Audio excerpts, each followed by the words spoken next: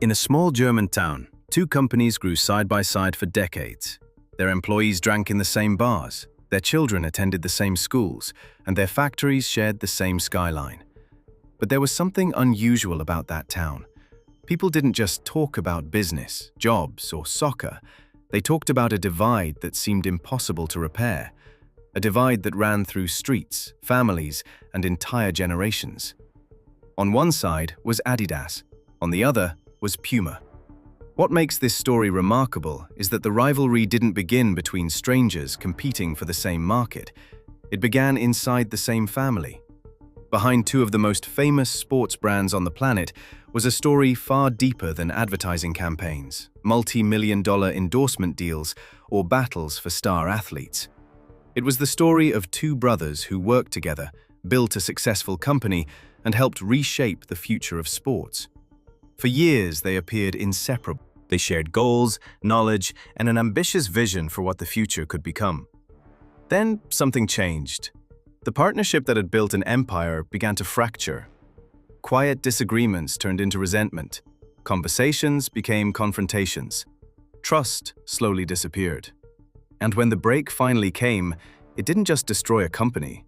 It created two new ones. What followed was a corporate war that lasted for decades, a battle so intense that it influenced championships, national teams, legendary athletes, and billions of dollars in business. Every contract signed by one company felt like a loss for the other. Every commercial victory fueled a rivalry that seemed destined never to end. But there is an even more fascinating layer to this story. Despite building global brands that reached nearly every corner of the world, the two brothers remained connected to the same place where everything began. A small town called Herzogenaurach, which became the living symbol of a family feud unlike anything the business world had ever seen. For years, residents were identified by the shoes they wore. Personal relationships were shaped by a corporate conflict rooted in something far older and far more personal. Many companies compete for market share. Many brands fight for customers, but very few rivalries were born from a perceived betrayal, years of unresolved resentment, and a split so deep that its consequences continued long after the people at the center of it were gone. The real question isn't simply how Adidas and Puma became global giants. The deeper question is how two brothers who started side by side ended up creating one of the most influential and enduring business rivalries in modern history. And to understand that answer, we have to go back to the beginning, long before packed stadiums, billion-dollar deals, and logos recognized around the world. We have to return to a time when everything still seemed possible. To understand how this rivalry began, we have to look at a world that was very different from the one we know today. In the early 20th century, sports were not yet a global industry. There were no billion-dollar sponsorship deals, no worldwide marketing campaigns, and no corporate giants competing for athletes across continents. In many sports, competitors relied on basic equipment, often made by local craftsmen. The idea that a sports brand could directly influence athletic performance was still far from reality. At the same time, Germany was going through a period of profound change. Economic instability, political uncertainty, and social hardship affected millions of families. In many regions, survival depended on creativity, relentless work, and the ability to spot opportunities where others saw none. It was in this environment that a specific problem emerged, one that would eventually help reshape the future of sports.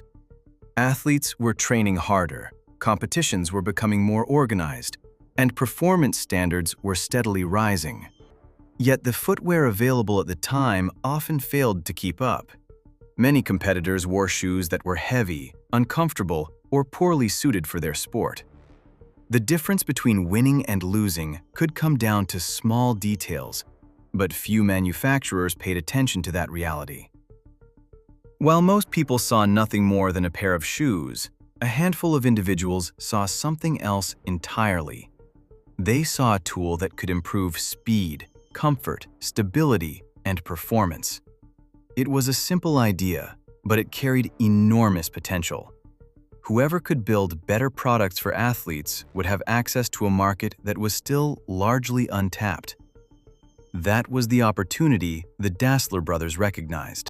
They grew up in a modest family, far from the major financial and industrial centers of Germany.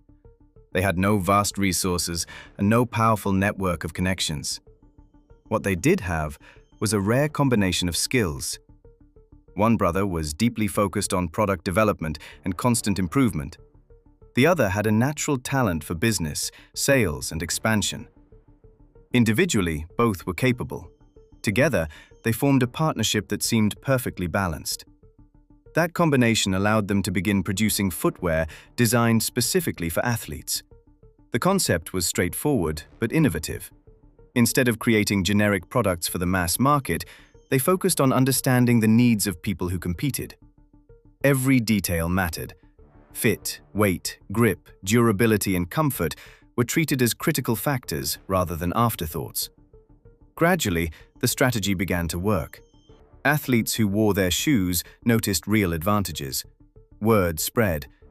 Coaches, competitors, and sports organizations began talking about the products. In an era without social media, global television coverage, or modern advertising, reputation was built largely through direct experience. What made the opportunity even more powerful was the timing. Sports were becoming increasingly important in society. National competitions attracted growing attention. International events carried more prestige than ever before. Governments, organizations, and entire populations were beginning to view athletic achievement as a symbol of discipline, excellence, and national pride. As that movement accelerated, demand for specialized equipment grew alongside it. The brothers found themselves in exactly the right place at exactly the right moment. Their company was no longer just a small regional manufacturer. It was beginning to evolve into something much larger. From the outside, success seemed to confirm that the partnership was working perfectly. The business kept growing, its reputation continued to spread, and new opportunities appeared at every turn. To observers, the Dassler brothers looked like two men building a remarkable future together. Few could see that the same partnership driving that success would eventually become the source of a conflict powerful enough to reshape their lives, divide their town, and change the global sports industry forever. The real breakthrough came when the brothers realized that making great products wasn't enough. If they wanted to transform a small footwear business into a national force, they needed something more powerful than advertising: visible results. If elite athletes wore their shoes and won, product quality would no longer be a claim, it would be proof. That idea shaped everything that followed. Instead of waiting for the market to discover their products, the brothers actively connected their brand to top athletes. They studied individual sports, analyzed performance needs, and continuously refined their designs. Every victory achieved by an athlete wearing their shoes became a public demonstration that their approach worked. The strategy created momentum. Coaches began recommending their products. Sports organizations took notice. Athletes looking for any competitive advantage wanted to try the shoes that were rapidly gaining a reputation for superior performance. While many manufacturers continued producing general-purpose footwear, the Dassler brothers were building something much harder to copy: credibility. That momentum reached an entirely new level when their products appeared on international stages. Suddenly, a company from a relatively unknown German town was connected to some of the biggest sporting events in the world. Thousands watched athletes compete in their shoes. Millions began hearing the company's name. Visibility fueled growth. Growth generated resources. And those resources made further innovation possible. Production expanded. New designs were developed. Specialized models became more advanced. Years of experience created a competitive advantage that competitors struggled to match. The brothers were no longer simply making shoes. They were building expertise in athletic performance, materials, design, and the evolving needs of athletes. Meanwhile, many competitors remained stuck in older ways of thinking. The gap became increasingly clear. Some companies treated sports as just another business category. The Dassler brothers saw sports as the core of their identity. That focus allowed them to make faster decisions, create better products, and build stronger relationships with customers. As time passed, the company's success was no longer based solely on technical quality. It was building something even more valuable: a brand. Athletes trusted the company because it understood their needs. Everyday consumers wanted its products because they were associated with top performers. Functionality and reputation reinforced one another. The more athletes used the shoes, the stronger the brand became. The stronger the brand became, the more athletes wanted to wear them. It was the kind of advantage that transforms a promising business into a market leader. The factory continued to grow. More workers were hired. The company's economic influence expanded throughout the region. In Herzogenaurach, the brothers' success was no longer viewed as a temporary achievement. The business had become a central part of local life. Families depended on it for income. Local merchants benefited from its growth. The town itself was evolving alongside the company. Behind that success stood the image of a nearly perfect partnership. To outsiders, the brothers represented an ideal business team. One was closely associated with product innovation and development. The other excelled at organization, management, and commercial growth. Their roles appeared complementary. Their results spoke for themselves. And the numbers reinforced that perception. The company continued expanding its influence, just as sports were becoming increasingly important around the world. More competitions meant more athletes. More athletes meant greater demand for specialized equipment. The company found itself positioned at the center of a rapidly growing market. What had started as a modest operation was becoming a business with national influence and growing international recognition. It no longer relied solely on craftsmanship or individual effort. It had developed infrastructure, reputation, and a powerful position within an expanding industry. In many ways, it was the birth of an empire. But empires rarely face only external threats. As companies grow, so does the value of power. Decisions become more important. Control becomes more significant. Ambitions that once seemed aligned can begin moving in different directions. And the larger an organization becomes, the more dangerous hidden conflicts can be.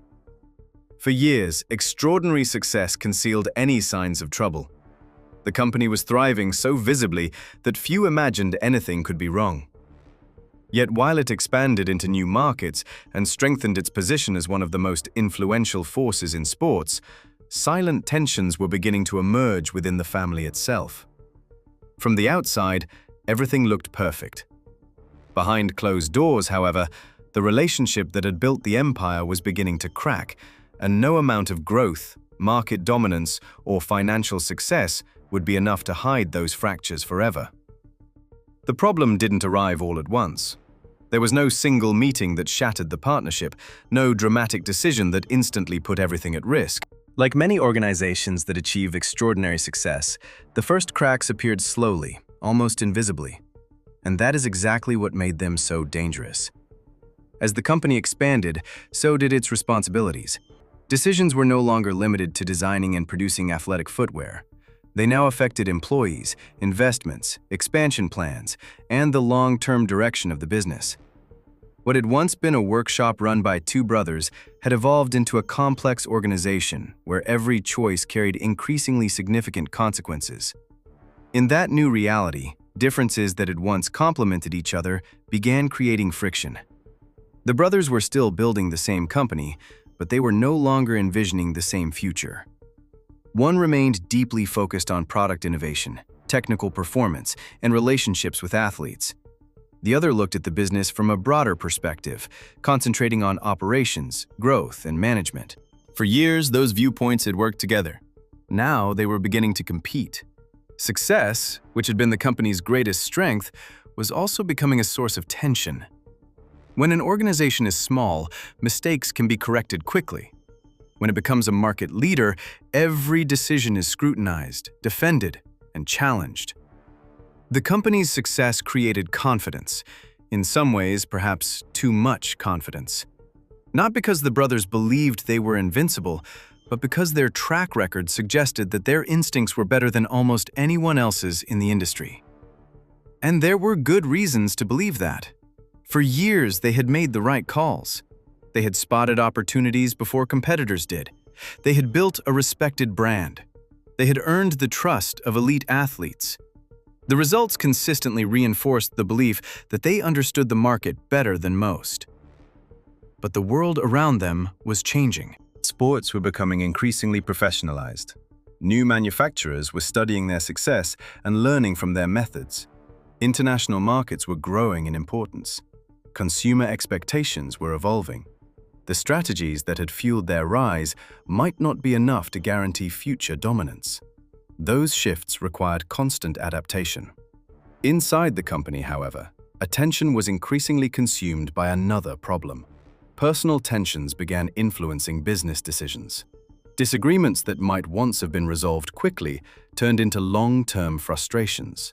Differences of opinion were no longer viewed as productive debates, but as challenges to authority. The issue wasn't simply that the brothers disagreed. The deeper problem was that trust was beginning to erode. When founders believe they are working toward the same goal, disagreements can strengthen a company. When that trust disappears, those same disagreements become destructive.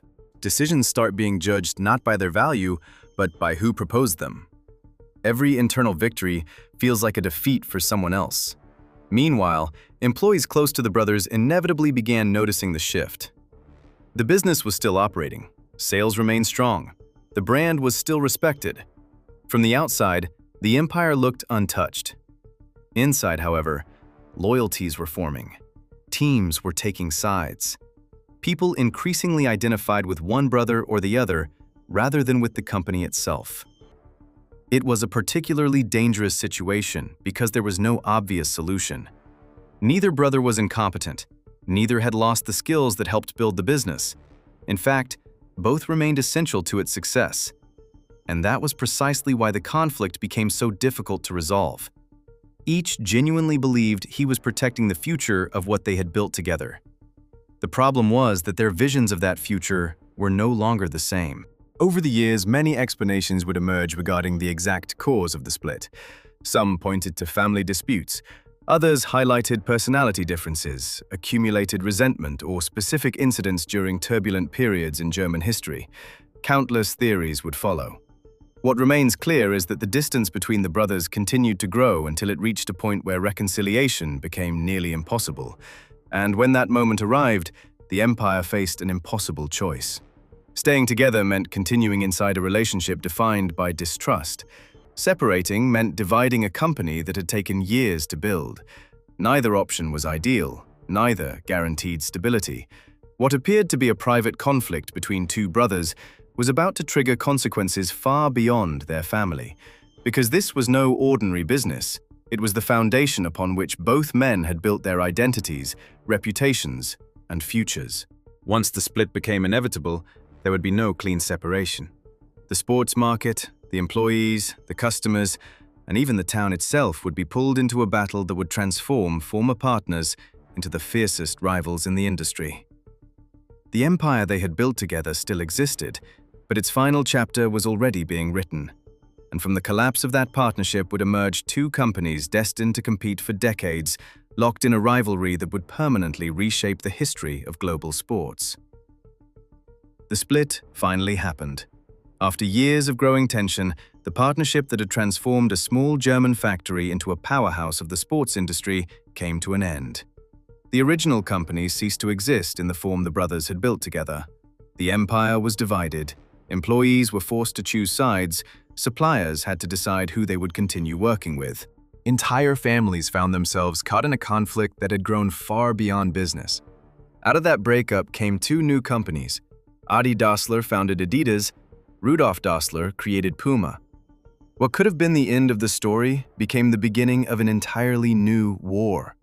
The two companies began competing for the same markets, the same athletes, the same distributors, and the same legitimacy in the eyes of consumers. Every victory by one company represented a threat to the other. The rivalry was no longer personal. It became strategic, commercial, and global. Herzogenaurach, the town where everything began, became a reflection of that division. For decades, residents were identified by the brands they wore. Employees of one company often avoided businesses associated with the other. What started as a disagreement between brothers had spread throughout an entire community. But contrary to what many might expect, the split did not completely destroy what they had built. In some ways, it produced the opposite effect. Now there were two companies driven by a relentless desire to outperform one another. Two organizations with deep expertise in the sports market. Two brands determined to prove they carried the true vision of the original founders. Competition accelerated innovation, marketing, product development, and international expansion. Adidas went on to become one of the most influential forces in global sports. Puma built its own remarkable path, growing into one of the most recognizable sports brands in the world. Both survived. Both thrived. And yet, something was lost forever. The combination of talents that created the original company would never exist again. The brothers never worked together after the split. The shared dream that had started as a common ambition ended as a permanent rivalry. Even as their companies achieved worldwide success, the distance between them remained. As the decades passed, new generations took control. The sports market continued expanding. New competitors entered the field, new giants emerged. The industry became far larger than anyone could have imagined during the early days of that small factory. But the story of Adidas and Puma has remained unique in the business world. Because it is not simply a story about athletic shoes. It is a story about how success can conceal problems that grow quietly beneath the surface. It is a story about how extraordinary companies depend on human relationships that do not always scale as quickly as the business itself. It is a story about how logical decisions can lead to irreversible consequences when trust and communication break down. It is also a story about competition. The same rivalry that destroyed a partnership helped create two of the most influential brands in sports history. The same conflict that divided a family fueled decades of innovation. The same collapse that ended one empire gave rise to two others. And perhaps that is the most fascinating lesson of all. Empires rarely fall because of a lack of talent. More often, they are challenged by something far more complex. Shifting markets, struggles for control, competing visions of the future, and damaged relationships can alter the course of entire industries. When that happens, the consequences can echo for generations. The story of the Dassler brothers reminds us that power does not guarantee stability. Innovation does not eliminate conflict. Leadership does not prevent division. And even the most successful empires can be transformed in a surprisingly short period of time. Because in the end, the world's most influential companies are not built by products, strategies, or capital alone. They are built by people. And when those people stop moving in the same direction, even the greatest empires can become something entirely different from what their founders once imagined.